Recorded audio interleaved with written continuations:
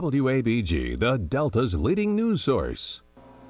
Thanks for joining us here on the ABC 6 News webcast. I'm Tanya Carter on this Monday, February 25th, 2013. A Greenwood woman remains in a Jackson hospital after being shot in the head this past weekend. She was in Jackson to buy a car. Police are releasing few details, but do have a warning for people meeting up to purchase items outside of a store.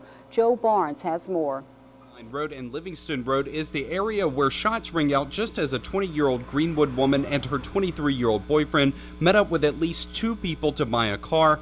They were driving along when the seller's car suddenly stopped in front of them. These subjects got out of their vehicle and began firing rounds at the victim's vehicle. At that point, the 20-year-old female was shot in the head, but the 20-year-old female friend was able to flee the scene where they notified authorities. Police believe the shooters were in a Buick Regal. No year, model, or color has been released. I'm not sure if they was assisting them with the transaction or if they was making a purchase with them. So we're still investigating that as well. It's unclear if the victim knew the gunman. JPD says you should always use precautions when meeting up with someone to purchase an item, especially if you met them online. Jackson police officer Calendula Green says Saturday night's shooting could have been much worse. Investigators believe the victim wasn't familiar with the area where she was shot. It's good to be in a well-lit location and also be in a location to where they're familiar with. It's also good to do your homework about the product and the person you're buying it from, whether it's a family friend or a person you met through a trading website such as eBay or Craigslist.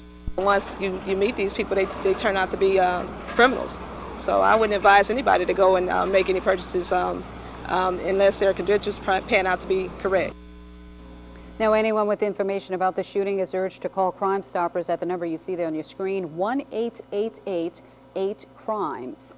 Meanwhile, a Greenville man is wanted for a triple shooting at a Nelson Street nightclub. Sergeant Michael Merchant says 24-year-old Keon Mister is wanted on 3 counts of aggravated assault after a shooting at Southern Whispers Saturday night. Merchant says Dexter Walls, Kimberly Battles, and Earl Jones were shot inside the Nelson Street club as a result of a fight.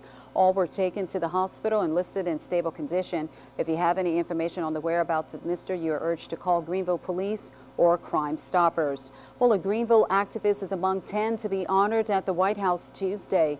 Joyce Parker, director of Citizens for a Better Greenville, will be recognized in D.C. Tuesday for working to improve education for African American students.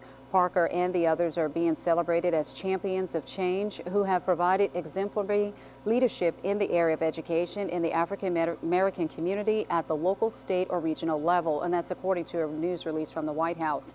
As the director of Citizens for a Better Greenville, much of Parker's work has involved ending the practice of pushing students from the classroom to the prison system.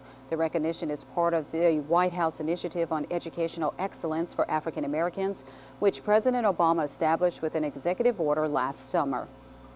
You've been watching the Delta's #1 news source.